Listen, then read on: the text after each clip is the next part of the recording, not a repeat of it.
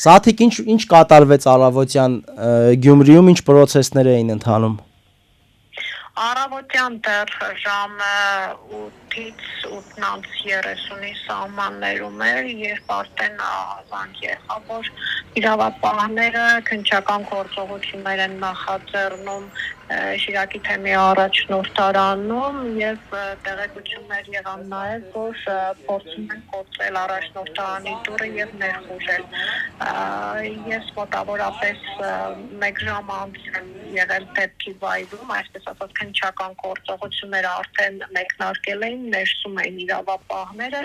եւ որևէ մեկին չէին թույլատրում, որպեսզի ներս մտնեն աշխատակիցներին, նույնիսկ փաստաբանին Շիրակի թեմի առաջնորդ Միքայել arczepiskopos Աջապահյանի Թամարա Յայլոյանին նույնպես չթույլատրեցին, որպեսզի ներս մտնի եւ ներկա գտնվի քննչական գործողություններին։ Տեղեկացնեմ, որ առավոտյան ոստիկանական ընթացքում ոստիկանների թիվը ավելանում էր տարածքում, ավելանում էին նաև գյումրեցիները, ովքեր եկել էին տեսնելու, թե ինչ է տեղի ունենում եւ բարբերաբար, այսպես ասած, լարվում էր իրավիճակը։ Ինչ էին փնտրում իրավապահները այնտեղ, Սաթիկ։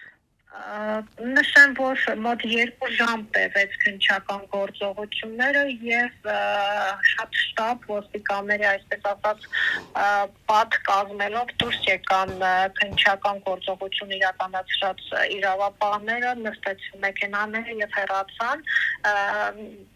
Ազգային ժողովի պատգամավոր Հայաստան խմբակցությունից Մհեր Մելքոնյանը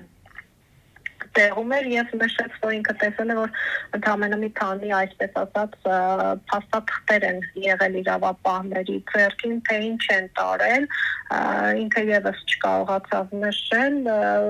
եւ ըստ էության 2 ժամ անց մենք եւս հնարավորություն ունեցանք ներս մտնել առաջնորդարան եւ իրավապահները ըստ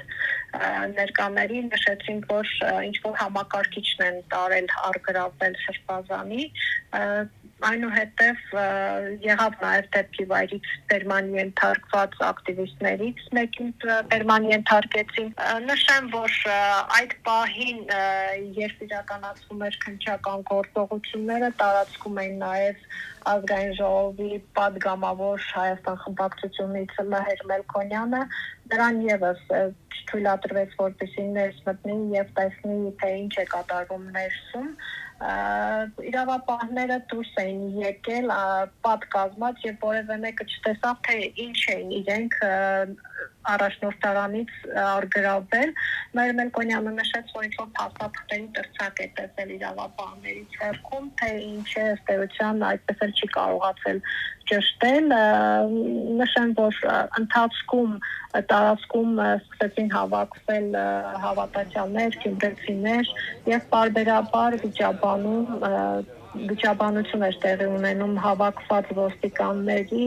եւ տարածքում գտնվողների միջեւ եւ մեկ անձի բերման ենթարկեցին։ Հավաքված բազմությունը դեռ տևական ժամանակի չէր հեռանում տարածքից, փորձում էին հասկանալ, թե ինչ է տեղի ունեցել։